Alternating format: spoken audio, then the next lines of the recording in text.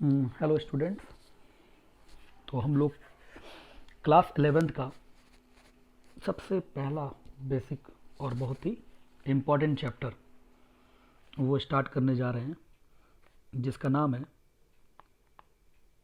Some basic concept of chemistry, जिसे हम लोग मोल कॉन्सेप्ट 1 भी बोलते हैं। ठीक है, तो इस चैप्टर में सबसे पहली जो चीज हम लोग पढ़ने जा रहे हैं वो टॉपिक है मैटर।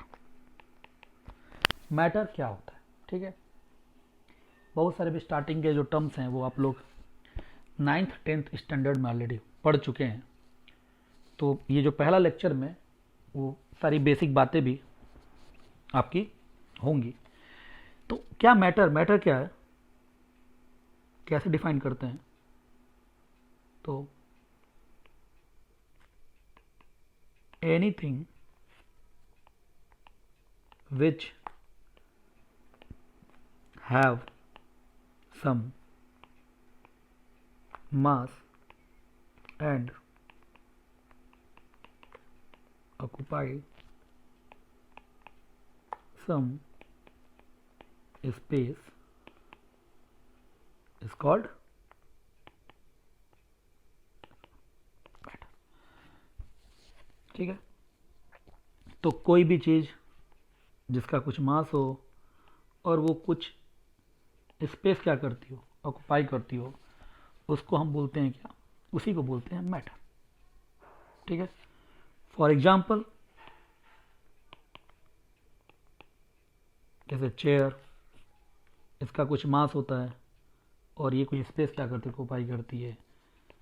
लाइक बॉल, इसका भी क्या है, कुछ मास होता है और ये भी कुछ स्पेस क्या करता है, ऑक्यूपाई करता है। तो ये तो नॉन लिविंग थिंग्स हैं। लिविंग थिंग्स में जैसे ह्यूमन बींग ही हो गया, तो ह्यूमन बींग भी क्या है, एक मैटर है। इसका भी कुछ मास होता है और ये भी कुछ स्पेस क्या करता है, ऑक्यूपाई करता है। यहां तक क्लियर? ठीक है, अब दूसरी चीज जो क्या है, ये भी बेसिक सी बात है, स्टेट ऑफ मैटर। तो मैटर की डिफरेंट स्टेट होती हैं, या जिसको हम लोग फेज ऑफ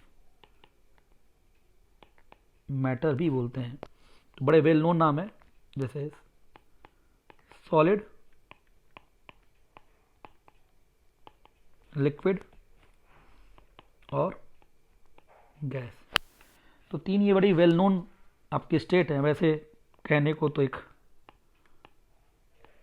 प्लाज्मा स्टेट भी है और बोस आइंस्टीन स्टेट भी है, बट इसमें से जो महत्वपूर्ण जो हमें पढ़ना है 11th-12th स्टैंडर्ड में, वो सॉलिड स्टेट, लिक्विड स्टेट और गैसियस स्टेट। ये तीन स्टेट ऑफ मैटर हैं। ठीक है, फॉर एग्जाम्पल कि H2O एक क्या है, मतलब वाटर। तो इसके पास भी एक मास है और ये वैल्यूम ऑक्यूपाई करती है, तो ये भी क्या है, एक मैटर ही है। ठीक है ना, बट इसके डिफरेंट फेज हैं। जैसे सॉलिड में हम इसी को आइस बोल देते हैं, लिक्विड में इसको हम वाटर बोल देते हैं और इसका गैसियस फॉर्म कहलाता है वाटर वेपर।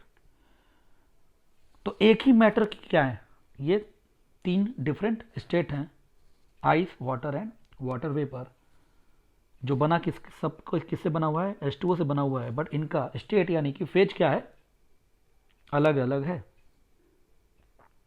यहां तक बात क्लियर? फिर दिमाग में आता है कि आखिर में ये जो मैटर है ये किससे बना होगा, है ना, कि आखिरकार ये जो मैटर है, ये मैटर है ना, matter is made up of what, आखिर में किस चीज से बना हुआ है, ठीक है ना। तो मैटर में भी मॉलिक्यूल का कलेक्शन हो, मैटर में भी आयंस का कलेक्शन हो, और मैटर में भी एटम का कलेक्शन हो, ठीक है ना। तो मैटर में मॉलिक्यूल या आयन या एटम से आपका बना हुआ है। जैसे फॉर एग्जांपल अगर हम मॉलिक्यूल की बात करें तो जो वाटर है, अगर ये वाटर है तो वाटर में, है ना, किसका बना होता है, तो H2O मॉलिक्यूल का, ठीक है।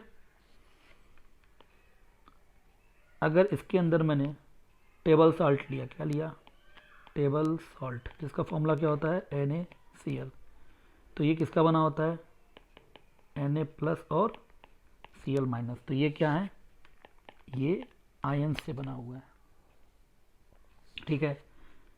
ऐसे ही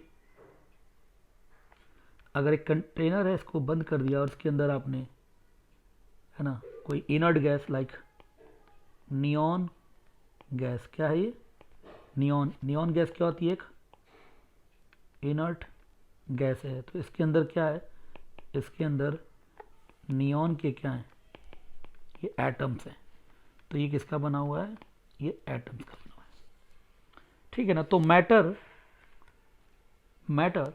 किसका बना हो सकता है, तो मैटर मॉलिक्यूल का भी बना हो सकता है, मैटर में भी आयंस का बना हो, या मैटर में भी एटम्स का बना हो, ठीक है। फर्दर चौथा जो पॉइंट कि अभी हम लोग पढ़ेंगे कि एटम, चूंकि क्लास 10th 9th 10th में आप पढ़ चुके हैं कि एटम क्या होता है, डिविजिबल होता है, क्या होता है, एटम इज फर्दर डिविजिबल, है ना, जे थॉमसन। तो एटम के अंदर क्या होता है, एटम के अंदर प्रोटॉन होता है और न्यूट्रॉन होता है और इलेक्ट्रॉन होता है, ठीक है। तो एटम डिविजिबल होता है और it is made up of proton, neutron और इलेक्ट्रॉन, यहां तक क्लियर, ठीक है। और एक छोटी सी इंफॉर्मेशन कि ये जो प्रोटॉन, न्यूट्रॉन और इलेक्ट्रॉन है, इनके बारे में छोटी सी इंफॉर्मेशन कि इनका मास और इनका चार्ज क्या क्या होता है, ये भी आप पढ़ चुके हैं जूनियर क्लासेस में। तो बता दूं मैं, मास केजी में निकाल रहा हूं और चार्ज की यूनिट क्या है, coulomb, coulomb is unit of charge. तो जो प्रोटॉन होता है इसका मास 1.672 इंटू 10 की पावर माइनस 27 kg। न्यूट्रॉन का जो मास होता है 1.674 इंटू 10 की पावर माइनस 27 kg। इलेक्ट्रॉन का जो मास होता है वो 9.1 इंटू 10 की पावर माइनस 31 kg। रही बात चार्ज की, तो आपने पढ़ा होगा प्रोटॉन एक पॉजिटिवली चार्ज पार्टिकल है, न्यूट्रॉन इज न्यूट्रली चार्ज, कोई चार्ज नहीं होता है, और इलेक्ट्रॉन क्या होता है, नेगेटिवली चार्ज, ठीक है। और मैग्नीट्यूड की बात करें तो प्रोटॉन पे जो मैग्नीट्यूड होता है चार्ज का वो 1.6 इंटू 10 की पावर माइनस 19 कूलम। न्यूट्रॉन का तो 0 होता है और इलेक्ट्रॉन का चार्ज का मैग्नीट्यूड होता है 1.6 इंटू 10 की पावर माइनस 19 कूलम, ठीक है। तो ये जो सब एटॉमिक पार्टिकल ये क्या है, basically these are the sub atomic particle. तो एक बेसिक सा इंफॉर्मेशन ये है जो हमको पता होना चाहिए, ठीक है। अगेन ये चीज़ हम लोग फिर भी एटॉमिक स्ट्रक्चर जो अगला चैप्टर है वो हम लोग पढ़ेंगे, तो वहाँ इंफॉर्मेशन फिर से मेंशन होगी, क्योंकि इसका इस चैप्टर में थोड़ा थोड़ा यूज होगा। तो मैंने पहले से बता दिया कि प्रोटॉन, न्यूट्रॉन और इलेक्ट्रॉन ये सब एटॉमिक पार्टिकल हैं और उनके मास और उनका चार्ज कितना होता है। ठीक है, तो आपने ये देखा कि जो केमिस्ट्री में मैटर किसका बना होता है, तो मैटर जो है केमिस्ट्री में, अगर जो मैटर है वो किसका बना हुआ है, तो मॉलिक्यूल, आयंस, एटम या फर्दर इलेक्ट्रॉन, प्रोटॉन और न्यूट्रॉन। तो ये देखिए, ये molecule, ion, atom, electron, proton, ये आपने नाम सुना है। आपने कभी एक H2O का मॉलिक्यूल या एक Na+ आयन, इनको कभी अपने नेकेड आई से नहीं देखा है। तो ये सारे कैसे पार्टिकल हैं, ये सारे माइक्रोस्कोपिक पार्टिकल है। क्या है, ये सभी माइक्रोस्कोपिक पार्टिकल। माइक्रोस्कोपिक पार्टिकल का मतलब क्या है कि इनको हम नेकेड आई से नहीं देख सकते हैं। ठीक है ना। तो इसका मतलब क्या है कि अगर आप 1 लीटर, क्या लीजिए, 1 लीटर ऑफ वाटर लीजिए, 1 लीटर ऑफ वाटर लीजिए, तो क्या आप बता सकते हैं इसमें कितने H2O के मॉलिक्यूल होंगे, है ना। बहुत सारे, अरबों खरबों, पता नहीं कितने। तो बहुत सारे क्या होंगे, H2O के मॉलिक्यूल होंगे, या आयंस या एटम, इलेक्ट्रॉन, प्रोटॉन, न्यूट्रॉन। तो इनके नंबर्स क्या होते हैं, बहुत सारे होते हैं। तो इसीलिए केमिस्ट्री में चूंकि हम माइक्रोस्कोपिक पार्टिकल्स यानी atom, molecule, ion, electron, proton, neutron, इनका डील करते हैं, तो इनको गिनने के लिए, इनके काउंटिंग के लिए हम एक तरह की यूनिट यूज करते हैं, और उसी यूनिट का नाम क्या है, मोल। क्या नाम है, मोल। तो मोल जो है, एक केमिस्ट्री के अंदर ये बहुत यूज होता है। तो एक केमिस्ट्री के अंदर हम बहुत सारे माइक्रोस्कोपिक पार्टिकल को क्या करते हैं, हम लोग पढ़ते हैं।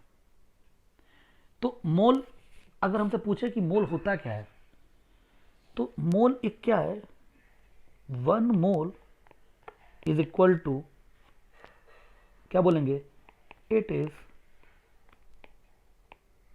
Collection of 6.022 into 10⁻23 number of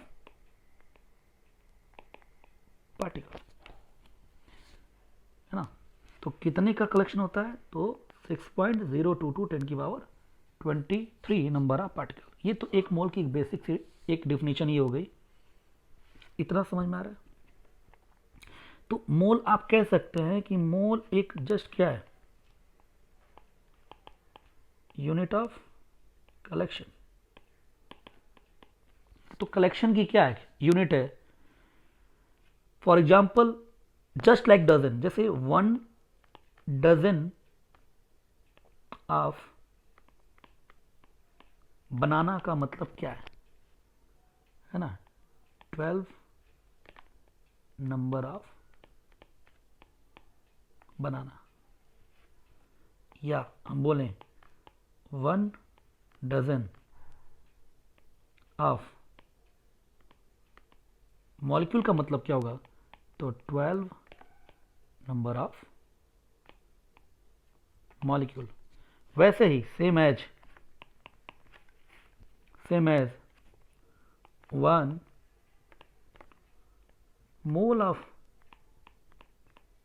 बनाना का मतलब क्या होगा, तो 6.022 10⁻23 नंबर ऑफ बनानास। ओके, या हम बोलें 1 मोल ऑफ मॉलिक्यूल का मतलब क्या होगा, तो सिंपल क्या होगा, 6.022 10⁻23 नंबर ऑफ मॉलिक्यूल।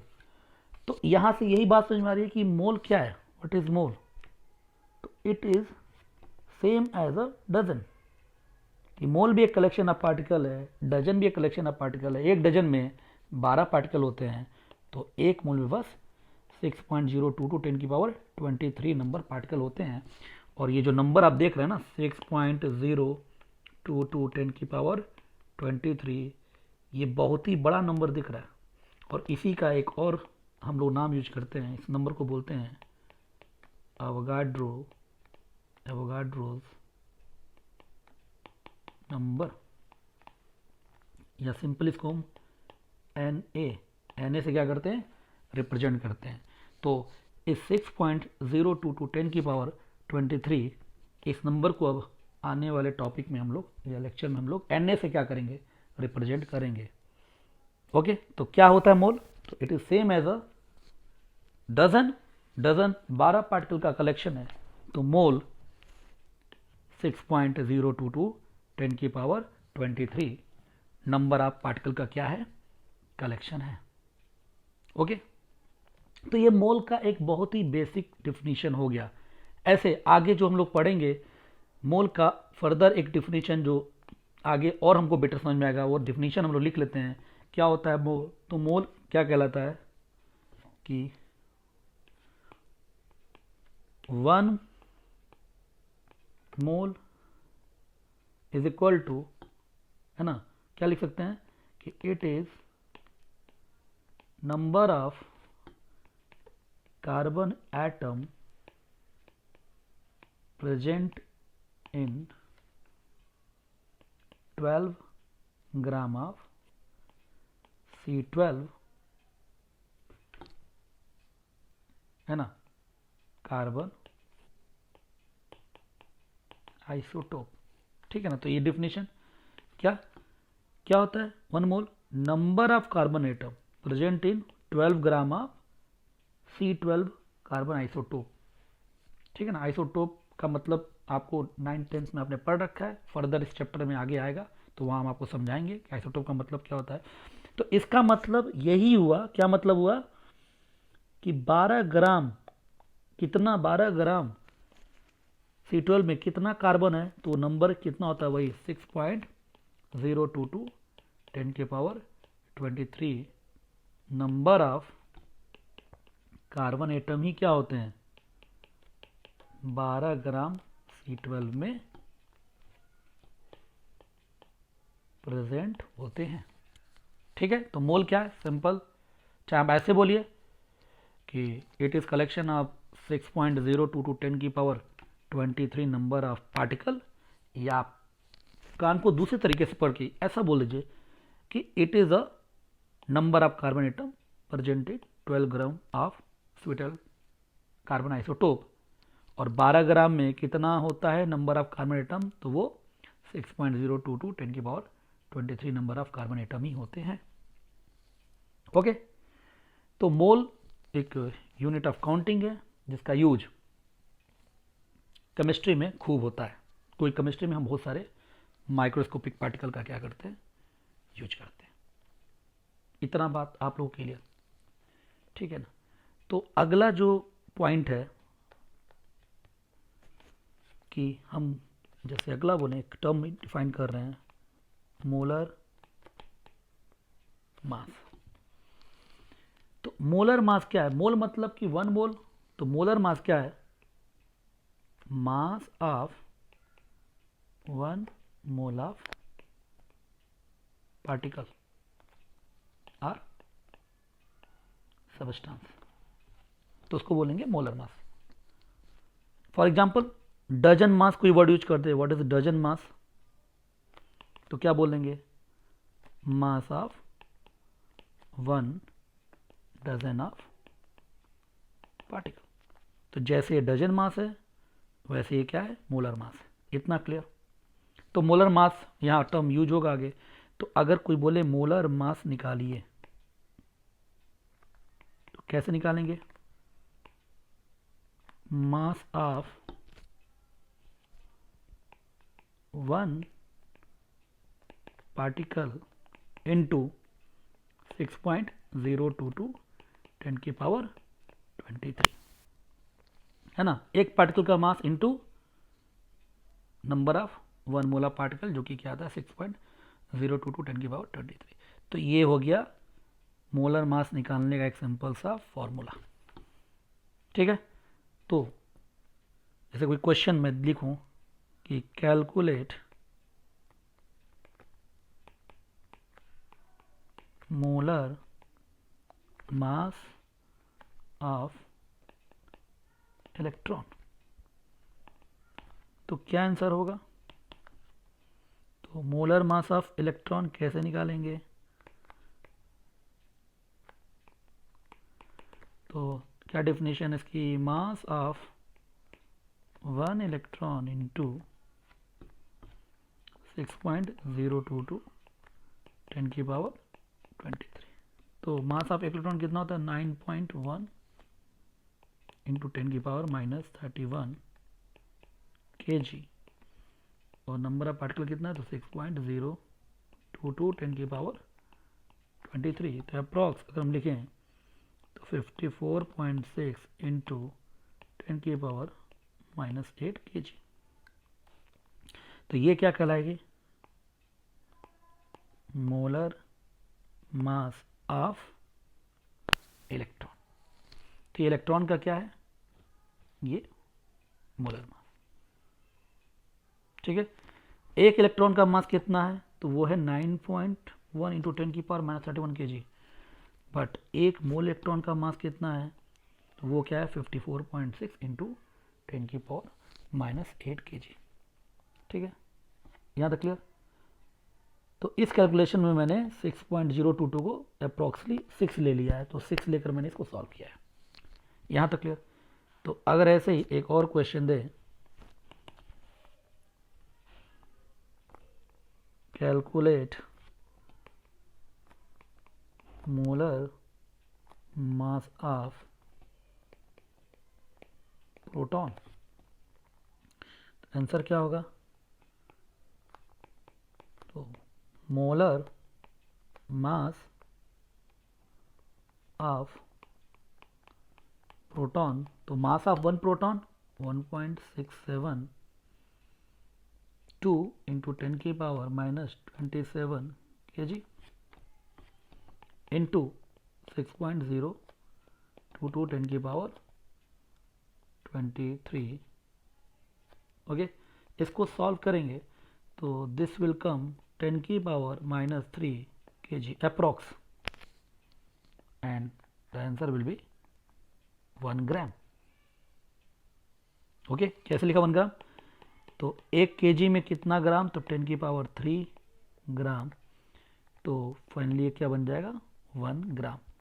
तो again mass of one proton 1.672 10⁻⁻27 kg, ये एक प्रोटॉन का मास है। लेकिन मोलर मास ऑफ प्रोटॉन क्या है? वो है 1 ग्राम। यहां तक clear? Okay,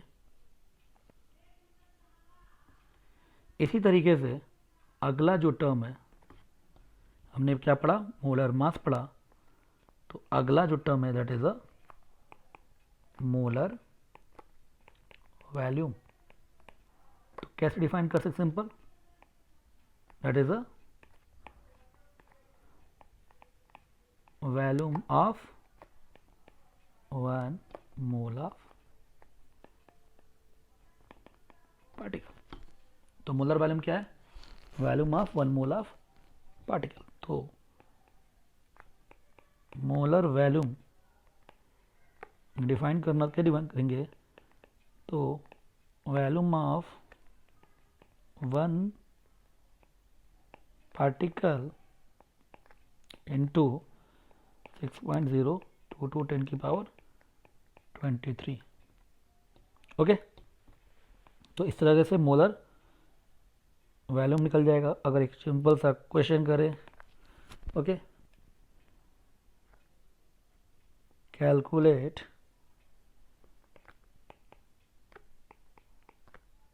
molar volume of, ठीक है, of particle where volume of one particle is 10⁻⁻³ ml। तो क्या आंसर होगा? Molar volume is equal to volume of one particle कितना है 10⁻³ ml into Na Avogadro number वो कितना है 6.022 10⁻23 answer will be 6.022 into 10⁻20 ml। ठीक है ना। तो एक पार्टिकल का वैल्यूम कितना है तो 10⁻³ ml, ये एक पार्टिकल का वैल्यूम है। बट मोलर वैल्यूम कितना है तो वो ये है। मोलर वैल्यूम के लिए मैंने क्या किया, बस एवोगाड्रो नंबर से मैंने क्या कर दिया मल्टीप्लाई कर दिया। ओके, यहां तक समझ में आ गया। ऐसे ही एक लास्ट टर्म आज के लेक्चर के लिए कि मैंने ऐसे वर्ड यूज कर दिया मोलर चार्ज। मोलर चार्ज का मतलब क्या है, charge on 1 mole of particle. ठीक है ना। जैसे हमने पढ़ा कि इलेक्ट्रॉन या प्रोटॉन है, ये क्या है, these are the charge particle. ठीक है ना। तो एक पे चार्ज है तो एक मोल पे कितना चार्ज होगा, तो उसी को बोलेंगे मोलर चार्ज। तो क्या होगा मोलर चार्ज, कैसे निकालेंगे मोलर चार्ज, अगर निकालना हो तो क्या होगा, चार्ज ऑन 1 पार्टिकल इंटू 6.022 10⁻23। ठीक है। तो अगर इस पे एक क्वेश्चन दे, ये मोलर चार्ज ऐसे निकालेंगे, एक पार्टिकल का चार्ज पता हो तो इंटू 1 है। कोई बोले कि calculate charge on 1 mole of electron, तो कैसे निकालेंगे मोलर चार्ज। तो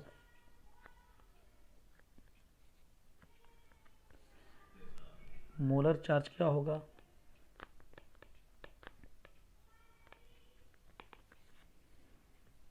तो एक इलेक्ट्रॉन पे कितना चार्ज, तो पढ़ा हमने 1.6 इंटू 10⁻⁻19 कूलम, और एक मोल में कितने पार्टिकल, वही 6.022 10⁻23। ठीक है। अब इसको आप मल्टीप्लाई कर लीजिए, तो अगर अप्रॉक्सीमेटली ये मल्टीप्लाई कर लेंगे तो ये 9.6 इंटू 10⁻4 कूलम। ठीक है। तो जब इसको बिल्कुल एग्जैक्टली हम लोग सॉल्व करेंगे तो ये वैल्यू कुछ 9.66 समथिंग कुछ आती है, और इसी को हम क्या बोल देते हैं, आगे चल के बोल देते हैं क्या, ये वैल्यू जो अप्रॉक्सीमेटली जो होती है वो 96,500, ये हम लोग लेकर चलते हैं। तो एक मोल ऑफ इलेक्ट्रॉन पे, एक इलेक्ट्रॉन पे कितना चार्ज, एक इलेक्ट्रॉन पे चार्ज 1.6 इंटू 10⁻⁻19 कूलम। एक मोल ऑफ इलेक्ट्रॉन पर कितना चार्ज, तो एक मोल पे क्या होगा, उसी को बोलेंगे मोलर चार्ज, और वो कितना है, लगभग वो कहलाता है 96,500, जिसको हम 1 फेराडे नाम आपने सुना होगा एक साइंटिस्ट का नाम, तो 96,500 कूलम को हम लोग 1 फेराडे या सिंपल ऐसे 1F लिख देते हैं। ठीक है ना। तो मोलर चार्ज कैसे निकालते हैं, तो charge of 1 mole of particle is called molar charge. तो आज हम लोगों ने, ठीक है, molar mass, molar volume, molar charge कैसे निकालते हैं ये पढ़ा, इनका मतलब क्या होता है। ठीक है। तो इसको आप लोग जरूर ध्यान से देखिएगा, और इसके आगे का हम लोग अगले लेक्चर में कंटिन्यू करेंगे। Thank you.